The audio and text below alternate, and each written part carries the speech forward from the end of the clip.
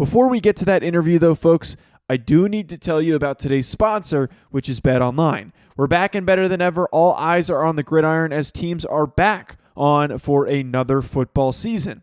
As always, BetOnline is your number one spot for all of your pro and college football action this year. With a new and updated site and interface, even more odds, props, and contests, BetOnline continues to be the number one source for everything football. Head to their website or use your mobile device to sign up today to receive your 50% welcome bonus on your first deposit. Don't forget to use promo code BELIEVE to receive your bonus. From football, basketball, boxing, right to your favorite Vegas casino games, don't wait to take advantage of all of the amazing offers available for the 2021 season. BetOnline is the fastest and easiest way to bet on all of your favorite sports. BetOnline, where the game starts. Lightbox, say goodbye to dull gifts. Lightbox lab-grown diamonds are the brightest gift of the year. Using cutting-edge technology and innovative techniques, we've cracked the science of sparkle, creating the highest quality lab-grown diamonds you can find at a light price, $800 per carat. They have the same chemical makeup of natural diamonds, but just are grown in a lab. Because of their process, they can create stones in blush pink, beautiful blue, as well as classic white. Lightbox lab-grown diamonds are the gift they'll never want to take off, priced so they won't have to. They really do make any outfit sparkle. Visit lightboxjewelry.com to add sparkle to your holiday shopping. That's lightboxjewelry.com. Lightbox diamonds, never a dull moment.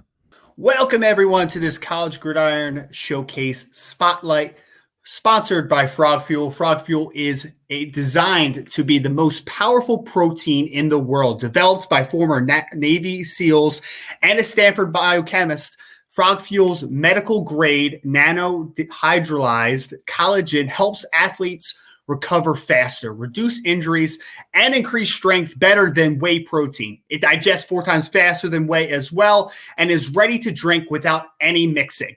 Frog Fuel is proudly made in America and produced by Op2 Labs, a veteran-owned nutrition company based in Fort Worth, Texas. And, of course, we're going down to Fort Worth, Texas here starting January 7th.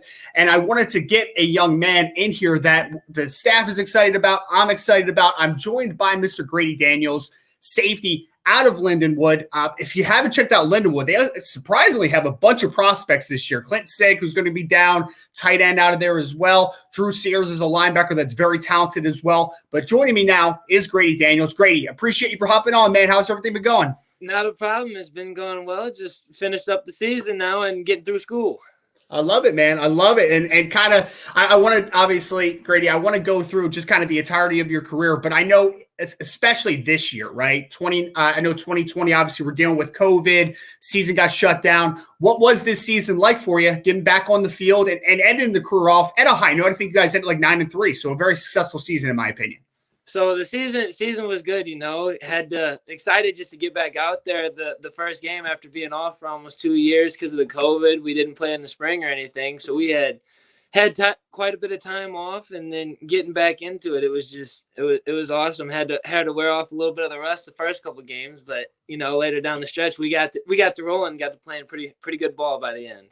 I love it, man. I love it. And obviously, Grady, I had gone back because, I'm looking at just kind of the bios and everything and trying to do my research of you coming out of high school and all that good stuff, kind of figuring out how you got to where you are, obviously being a highly accomplished player over the course of your career at Lindenwood. So can you take me just briefly back? Let's go back to Timberland High School. I know you're a Missouri guy. What led from you, Timberland, to where you are now, obviously, as a star player for Lindenwood? Just give me a little brief into that journey. So for high school, my senior year, I only really played 2 games. I had a couple injuries, broke some bones my senior year that kind of put me out for the majority of the year. So I was getting recruited by quite a few schools before I kind of had a little kind of wrapped up my season on breaking bones. But then Lindenwood they got some new coaches in. Coach Stugart came into the mix, and the previous coaching staff at Lindenwood, I didn't have any real desire to go play for them. But then I kind of started getting in touch with a couple of our coaches, and Stugart called me after I really told him I wasn't going to come on a visit there because I thought it was the old coaching staff and had to find out that it was a new one. So I talked to Coach Stugart on the phone. Later that week, I went out there just on a night visit with my family and met the coaches. And then kind of after I met the coaches right there, I knew I was probably going to Lindenwood. You know, Coach Stug was a follower of the Lord. I feel like he was leading this program in the right direction, and that was big for me. So after that, I kind of just committed the next day after my Lindenwood visit and canceled the other one. Said I was good to go. I love it, man. And one thing, as I've kind of done a bunch of research on the team, and I actually did have an opportunity to talk to Drew a few months ago, and I know that you guys, this senior class especially, I think has been a really special one for Lindenwood for a plethora of reasons. Obviously, again, you have several guys that I think have an opportunity to play on the next level, very talented team. But also, I believe that Lindenwood was a little bit of a rough stretch there as far as team success.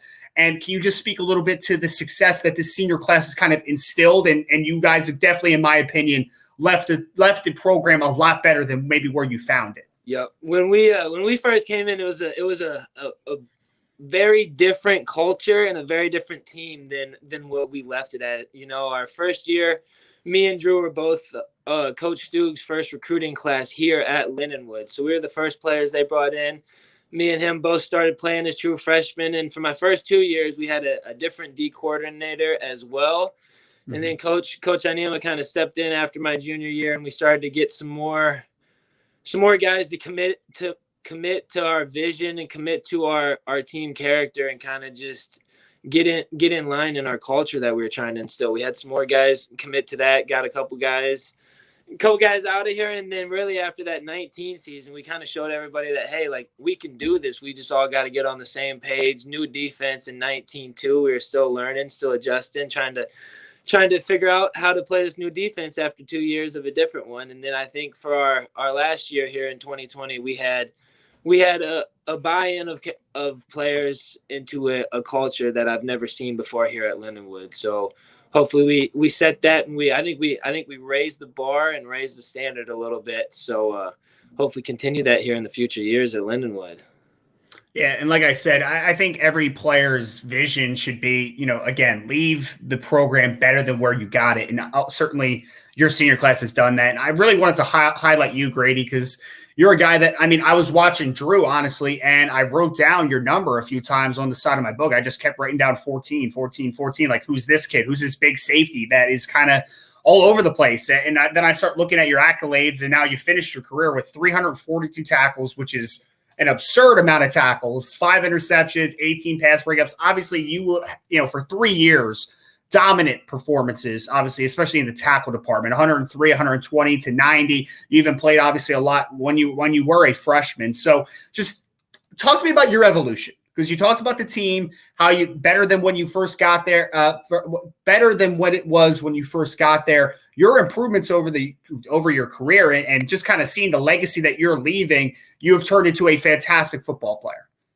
Absolutely. So, you know, just coming in my freshman year, the coaches didn't have all the right guys, all the right pieces that they wanted. And they kind of came in, and our defensive coordinator now taught me, and he's like, hey, you're one of the youngest guys on the team, but you're going to have to grow up right now because we need you to play. So starting tomorrow, you better be locked in and ready to go. And, you know, I took that in, and I took that to heart my freshman year. And I tried to listen, tried to learn, tried to do a little too much sometimes, I think. And then kind of by my senior year, I've settled in. I've found my role. I know exactly what the coaches are looking from me. I know what the players are expecting me, and I know what my true job is out there. And then I can expand off that. I know with our defense now and playing it so long, I know what everybody else's job is, and I can help align people. I can set the formation, set it.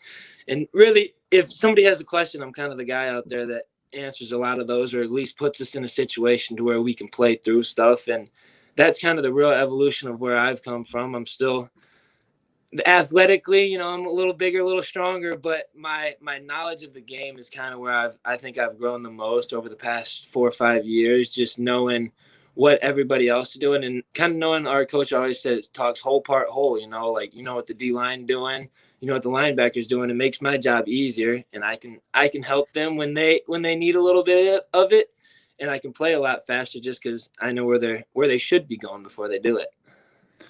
And I think that was my favorite part about your film is it's hard to quantify sometimes because we could talk about, and I think your junior verifieds were like 6'2" and an eighth, 206 pounds. Like we could talk about that. Obviously, like when you look on the football field, you're a really big safety. Like that stuff is easy to quantify, but it's not always easy to quantify the ability to be in the right spot at the right time. You know, not being a guy that goes from being from a reactive player to a proactive player, I feel like is a big thing, especially at the safety position. But let's talk about the physical traits you have. Obviously, 6'2" and an eighth, 206. I don't know what the weight is at right now, but we're talking about the verifieds last spring during junior day and all that good stuff. If I asked you to describe yourself as a football player, for the people that haven't seen you yet, what are some things that you feel like really sets you apart as a player, but aside from maybe the mental side that you already talked about a little bit? You know, as long as the physical side, I'm a bigger safety. I'm longer, got a bigger vertical than most safeties out there. I'm 6'2", 205, and I definitely let people know it too. You know, I like to come up and see what people are talking about and lay some hips on people. So, you know, that's kind of how I play with a little bit of an attitude. Like, all right, if you want to run through me, we're going to see how bad you want to and how long you want to. So it's that's kind of the defining traits that I have. Big tackle, run game and the pass game, and let people know when they come across the middle. Absolutely. And it definitely comes across on film. If I had to ask you, Grady, now that you're kind of getting into the NFL draft side of everything, right? Trying to show the teams what you are. And maybe is there something that you want to prove to people? Because for me, I want to see just how you move in space because it looks good on film. But if you're a guy that is 6'2 plus, 205 plus pounds, like you're already talking about, and you can move well, I feel like that's really where you're going to grab a lot of people's attention. Absolutely. You know, I've focused a lot on like movement and open field and just drill work just to keep my feet under me. And that's kind of a lot of how I've evolved as a player as well from my freshman year. You know, I came in, I played safety for really 1 year in high school before college. So it was kind of a learning curve as I started playing my freshman year. And I've done a lot of training, a lot of footwork drills, and I feel like I've just become a much better rounded player than I had previously been.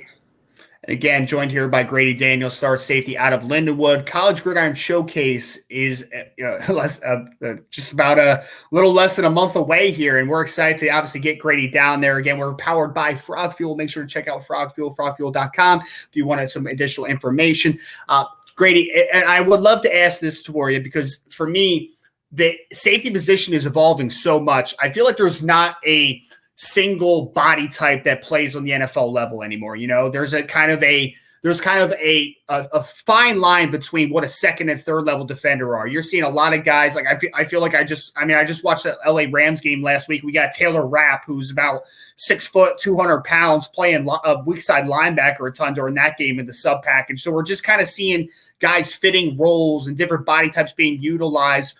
Who are some guys for you that maybe you watch a ton? I'm just really curious on some maybe of your role models, guys you emulate. Like, who are some of your guys? You know, I like Cam Chancellor because he's that hitter. He comes in smacking stuff, and it's just I love the way he plays. I love the way he played. But that's kind of I like to come in and lay the boom and let people know how it is. But as far as body type and who I more realistically playing like, Sorensen for the Chiefs. You know, you saw him last game walking down playing linebacker for him. He normally plays free safety. He's not a big man cover guy, which I'm not the biggest man cover guy either. I can do it on some tight ends, but that's kind of he was jumping down and playing linebacker as well for the Chiefs, and I think I could do a lot like that, and I've been down on that level in college playing. So I think that's a very good comparison to kind of my body type and play style. I love it. And I want to ask, obviously, about the College Gridiron Showcase invite that you were able to get, again, coming down to Fort Worth, Texas. But before we do, we have another Lindenwood guy that's coming down who I know Clint Sig, the tight end, was actually a Sioux Falls guy before he ended up coming Lindenwood, but he's been a very good tight end, a productive tight end now at multiple spots. Give us a little bit into him, man, because I know you see him during practice. You just said, you're not playing a ton of man-on-man, but when you do, you can come down, maybe play on some tight ends, all that type of stuff. What type of player is Clint Sig? What should we expect from him down in Fort Worth? It's funny you asked that because me and Clint, I said I guard a lot of the tight ends in practice. Whenever it's one-on-ones, it's me and Clint against each other, just trying to go against each other. But, he's a very physical tight end. He's athletic. He moves well. He has good hands. I got nothing but the best things to say about Clint. And he's got biceps big enough to catch the ball and hold it, I swear.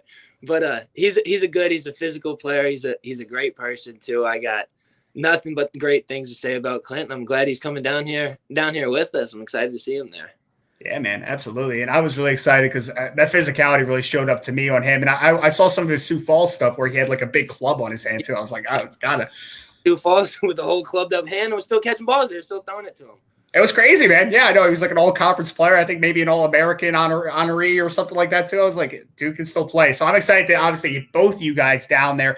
And kind of my last couple questions are, first and foremost, College Gridiron Showcase, which for people that don't know too much about it, we had 12 guys drafted last year, which was a great number, 70 guys that have 70-plus guys that signed free agent contracts after the 2021 NFL draft. So it's been a growing event, and there's been a lot of success, especially last year with those 12 guys drafted. So I just want to ask you about the invite. How excited are you to be able to get down to Fort Worth and to start this wild ride of the draft process? No, I am really excited. I'm just getting the body completely healed up before I come down there, but I'm excited to start training and get ready to go and see some new competition. And I've talked to some people that have been there, and they said it's some real stiff competition down there. So I'm excited to see that, and I'm ready to start jumping back into it and get the whole draft and training process going. So I got nothing but excitement and a little bit of nerves for getting ready for the College Gridiron Showcase. And my last question is, obviously, you're a guy that I think from a physical perspective, and I think that you're a guy that would excel on special teams. We didn't even talk too much about that, but I feel like there's a lot of NFL teams potentially, or other professional leagues maybe. Who knows what the future will hold? But I think there's a lot of guys that are really going to give you a long look because you have that physical profile. My last question is, how long is the NFL playing professional football been a dream for you? And what will it be if a year from now you are able to call yourself a professional football player? Just how surreal and how much of a blessing would that be?